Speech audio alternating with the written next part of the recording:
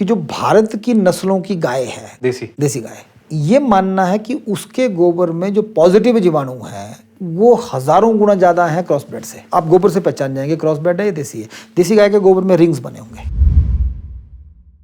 What is जीवामृत? ये छोटे छोटे डिकॉक्शंस हैं। अच्छा। मुझे इसको एक्सप्लेन करने का आपको टाइम है कि नहीं है? जी। एक ऐसा मिक्सचर बनाया जिसको सॉइल की रिक्वायरमेंट के साथ अलाइन किया। अच्छा। इसमें क्या किया कि जो भारत की नस्लों की गाय है, देसी गाय, ये मानना है कि उसके गोबर में जो पॉजिटिव जीवाणु है वो हजारों गुना ज्यादा है क्रॉस ब्रेड से। आप गोबर से पहचान जाएंगे क्रॉस ब्रेड है या देसी है। देसी गाय के गोबर में रिंग्स बने होंगे। अच्छा। तो हमने क्या किया कि गोबर ले लिया, मान लिया आपने 1 बीघा के लिए बनाना है तो 2 किलो गोबर ले लिया। ठीक है। तो गोबर का मतलब अब वेयर इज द साइंस, तो आपने मीन्स कंसोर्शियम ऑफ जीवाणु ले लिया। ठीक है। इन नंबर्स, फिर उसमें 2 लीटर गौमूत्र डाल दिया। अच्छा। Urine is the attractant for all microbes, all bacteria.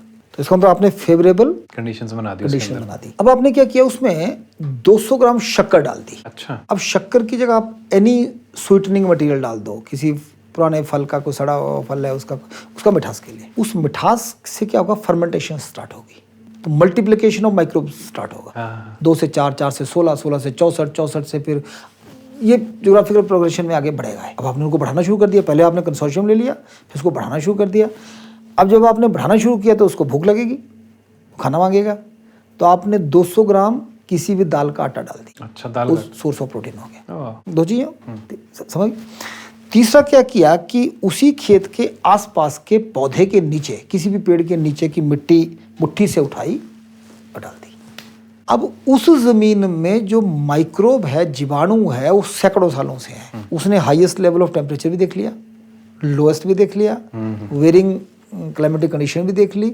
तो आपने लोकल जीवाणु की डाइवर्सिटी को ऐड कर दिया, उसको बढ़ाना शुरू कर दिया, ताकि लोकल प्लस जो गाय से आया वो आपस में हार्मोनी से काम करना शुरू कर। They should not act in antagonism to each other, नहीं तो लड़ेंगे आपस में। और उसके बाद फिर उसमें 200 लीटर पानी डाल दिया। अब आपने उसको घोलना शुरू किया, सुबह शाम 2 time clockwise. Is there a specific reason for clockwise? जो आपकी पॉजिटिव एनर्जी है that flows in that direction. आपकी घड़ी किस दिशा में चलती है, आपकी चक्की किस दिशा में चलती है, तो ये जो एनर्जी है इस दिशा में फ्लो करती है। तो सुबह शाम 2-2, 3-3 मिनट के लिए इसको घोलना। घोलने से क्या होगा, जब वो मल्टीप्लिकेशन स्टार्ट हो रही है, फर्मेंटेशन हो रही है, तो जो कुछ हार्मफुल गैसेज होंगी वो बाहर निकलेंगी और ऑक्सीजन अंदर जाएगी। और उसको जो ढकना, वो किसी गन्नी बैग से ढकना, छाया के नीचे रखना। 4 दिन के बाद ये जीवामृत तैयार हो। जीवामृत। अब आपने क्या किया, अब जैसे गोबर डालते थे हम, या ऑर्गेनिक फार्मिंग बोलते हैं 10 टन पर एकड़ गोबर डालो। 10,000 किलो कहाँ से लाएंगे, कितना पशु है, पशु रह जाएंगे गोबर ही करते हुए। तो आपने उसका कंसोर्शियम बना लिया। okay. वो जमीन में जब ऐड किया तो फेवरेबल जीवाणु को जगह मिल गई, उसको वो इकोसिस्टम मिल गया। आपने उसको सेपरेट कर दिया। फिर एक इसका इंपॉर्टेंट कंपोनेंट और है आच्छादन, मल्चिंग। अंग्रेजी में मल्चिंग बोलेंगे। तो मल्चिंग में बहुत सारे तरीके हैं, आपने यहाँ आसपास भी देखेंगे आप। पॉलीथीन शीट से किया है, बट हमारा मानना है कि पॉलीथीन शीट से जब करोगे तो वेट हीट क्रिएट होगी, अंदर नमी है, तो wet heat that kills bacteria. आपने देखा ना कि रोटी बनाते हैं, चपाती का जब फटती है तो वो हीट ज़्यादा पेनिट्रेटिंग है या तवे से हाथ लग जाए वो पेनिट्रेटिंग है। तो आच्छादन करना किसी भी ड्राई ग्रास का, क्रॉप बेस्ड, तो ज़मीन को ढकना। जब ज़मीन को ढक देंगे तो ज़मीन का जो वाष्पीकरण है, पानी तो हमारे पास ऐसे नहीं है, वो रुकेगा। जो ड्राई मल्च है वो एटमॉस्फेरिक मॉइस्चर को खींचती है, जमीन में ऐड करती है।